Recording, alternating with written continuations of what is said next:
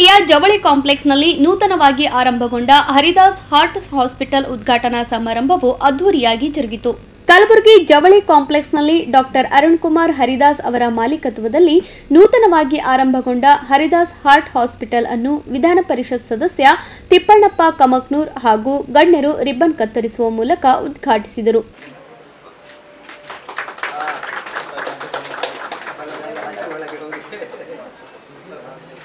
ಬಳಿಕ ಮಾತನಾಡಿದ ಎಂಎಲ್ಸಿ ತಿಪ್ಪಣ್ಣಪ್ಪ ಕಮಕ್ನೂರ್ ಅವರು, ವೈದ್ಯರು ಬಡವರ ಆರೋಗ್ಯ ಸೇವೆ ಮಾಡಿ ದೇವರನ್ನು ಕಾಣಬೇಕು. ರೋಗಿಗಳಿಗೆ ವೈದ್ಯರೇ ನಡೆದಾಡುವ ದೇವರು. ಕಲ್ಯಾಣ ಭಾಗದಲ್ಲಿ ತಜ್ಞ ವೈದ್ಯರ ಕೊರತೆಯಿಂದ ರೋಗಿಗಳು ಚಿಕಿತ್ಸೆಗಾಗಿ ಸೊಲ್ಲಾಪುರ್, ಬೆಂಗಳೂರಿಗೆ ತೆರಳಬೇಕಿತ್ತು. ಆ ಯುಗಕ್ಕೆ ಅಂತ್ಯ ಹಾಡಲು ತಜ್ಞ ವೈದ್ಯರು ಕಲಬುರಗಿಯಲ್ಲೇ ಆಸ್ಪತ್ರೆ ಪ್ರಾರಂಭಿಸಿ ಜನರ ಸೇವೆಗೆ ಮುಂದಾಗಿರುವುದು ಶ್ಲಾಘನೀಯ ಎಂದರು. ನಂತರ ಮಾತನಾಡಿದ ಡಾಕ್ಟರ್ ಅರುಣ್ ಕುಮಾರ್ ಅವರು, ಕಲಬುರಗಿ ಜನರ ಸೇವೆಗಾಗಿ ಹರಿದಾಸ್ ಹಾರ್ಟ್ ಆಸ್ಪತ್ರೆ ಆರಂಭಿಸಲಾಗಿದೆ ಎಂದು ತಿಳಿಸಿದರು. ದೇವರಂತ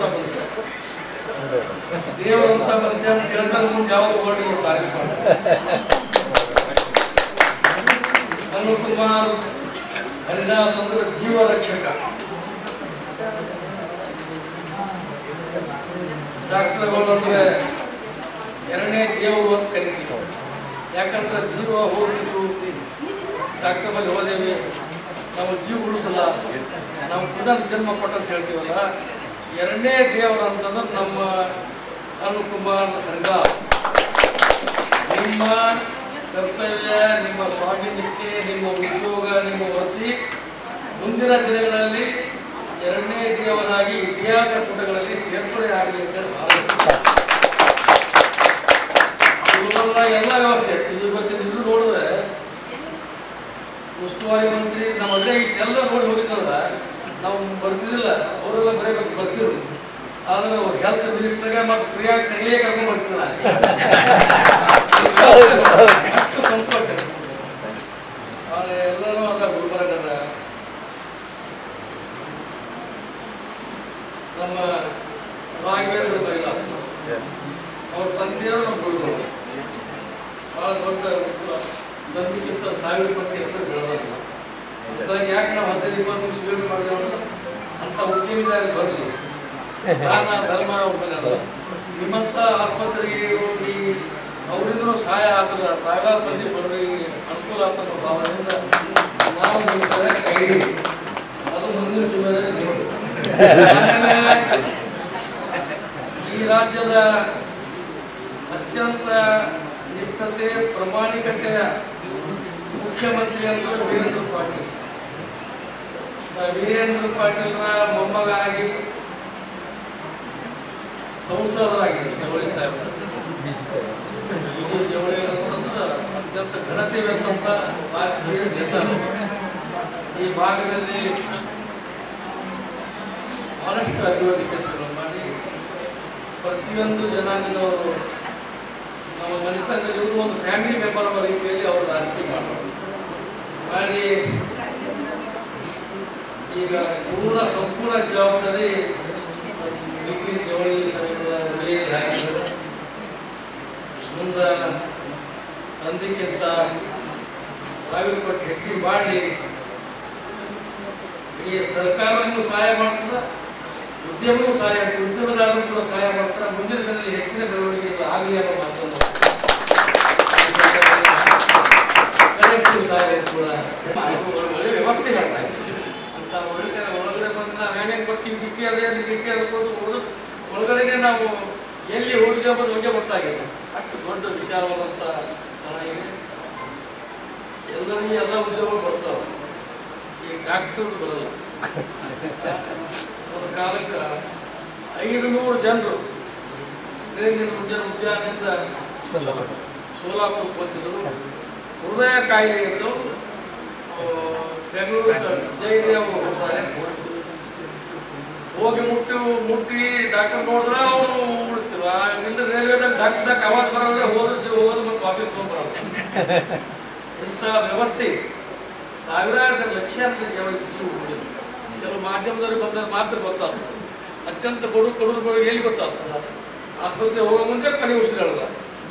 ಆಸ್ಪತ್ರೆ ಹೋಗಿ ಮುಟ್ಟಿದ್ರೆ ಡಾಕ್ಟರ್ ಹೊರಗೆ ಜೀವ ಹೋಗಿ ಅಂತ ನೀವೇ ಕೇಳ್ತಿದ್ದೀವಿ.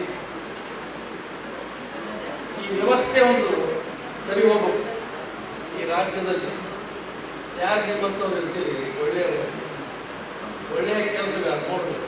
ಬೇರೆ ಬೇರೆ ನಮ್ಮ ಸಾಹೇಬರು ಹೇಳಿದ್ರು, ಎಲ್ಲೆಲ್ಲೋ ಬೇರೆ ಬೇರೆ ರಾಜ್ಯದಲ್ಲಿ, ಬೇರೆ ಬೇರೆ ಹೊರಗಡೆ ದೇಶದಲ್ಲಿ ನೀವೆಲ್ಲ ಅತ್ಯಂತ ಪ್ರವೀಣರಾಗಿ ಈ ವೈದ್ಯಕೀಯ ರಂಗದಲ್ಲಿ ಎಲ್ಲ ಸ್ಟಡಿಯನ್ನು ಮಾಡಿ ಇವತ್ತು ದಿವಸ ಇನ್ನೇನು ನಿಮ್ಮ ಸೇವೆಯನ್ನು ಅರ್ಪಣೆ ಮಾಡಕ್ಕೆ ಬಂದಿರಲ್ಲ. ಕಲಬುರಗಿಯ ಶರಣ ಬಸವೇಶ್ವರ, ಹಾಗೆಯೇ ಬಂದಿರನವ ಭಗವಾನ್ ಬುದ್ಧ, ಇವರು 3 ಮಂದಿ ನಿಮಗ ನಿಮ್ಮ ಮಡದಿಗೆ 100 ವರ್ಷಗಳ ಕಾಲ ಆಯುಷ್ಯ ಕೊಡಲಿ ಎಂಬ ಮಾತನ್ನು ಹೇಳಿ ನೀನು ಸಾಮಾಜಿಕ ನ್ಯಾಯಕ್ಕಾಗಿ ಪರಿತಪಿಸ್ತಕ್ಕಂಥವ್ರು ಕೂಡ ಬಹಳಷ್ಟು ಬಂದಿದ್ದಾರೆ. ದಯವಿಟ್ಟು ಕಂಕಣಬದ್ಧರಾಗಿ ಬಡವರಿಗೆ ನಮ್ಮ ಸೇವೆ ಎಂಬ ನಿಮ್ಮ ಜೀವನದಾಗ ಅಳವಡಿಸಿಕೊಳ್ಳಿ. ನೀವು ಎಷ್ಟು ದುಡ್ಡು ಬಿಡ್ತೀರವೆ ಭಗವಂತ ಅಷ್ಟು ದುಡ್ಡು ತಂದು ನಿಮ್ಗಿಂತ ಮೊದಲೇ ಜಪ ಮಾಡ್ತಾರೆ. ಪ್ರತಿ ನೇಮ ಅಲ್ಲ, ಬಹಳ ಮಂದಿಗೆ ಅರ್ಥ ಆಗಲ್ಲ. ನಾನು ಹೋಗ್ತೀನಿ ಮೊನ್ನೆ ಭರವಸೆ ಸಮಿತಿಯ ಸದಸ್ಯ ಆಗಿರೋದ್ರಿಂದ ಕ್ಯಾನ್ಸರ್ ಆಸ್ಪತ್ರೆಗೆ ಭೇಟಿ ಕೊಟ್ಟಿದ್ದೇವೆ, ಜಯದೇವ್ ಆಸ್ಪತ್ರೆಗೆ ಭೇಟಿ ಕೊಟ್ಟಿದ್ದೇವೆ. ಎಲ್ಲ ಕಡೆ ಹೋಗ್ತೀವಿ ನಾವು. ಬಹಳಷ್ಟು ಕಡೆ ಇಂಥ ಸಂದರ್ಭದಲ್ಲಿ ಮತ್ತು ಭವಿಷ್ಯದಲ್ಲಿ ಕೂಡ ಈ ಆಸ್ಪತ್ರೆಗಳ ಬಗ್ಗೆ ನಾವು ಮಾತಾಡಿದ್ವಿ. ಈ ನಕಲಿ ಡಾಕ್ಟರ್ಗಳ ಬಗ್ಗೆ ಕೂಡ ಮಾತಾಡಿದ್ವಿ. ನೀವು ಆರೋಗ್ಯ ಅಂತ ಹೇಳಿ ಪಾಪ ಅಲ್ಲಿ ಆಸ್ಪತ್ರೆ ತೆರೆದ ಒಳ್ಳೆ ಎಲ್ಲ ಕಡೆ ಕೆಲವು ಬಡಾವಣೆಗಳಲ್ಲಿ ಆಯಾ ಬಡಾವಣೆಗೆ ಅಲ್ಲಿ ಗುಡಾರಿಗಳಿಗೆ ದುಡ್ಡು ಕೊಟ್ಟು ಸ್ಥಾಪನೆ ಮಾಡಿ ಕೊಡ್ತಾರೆ.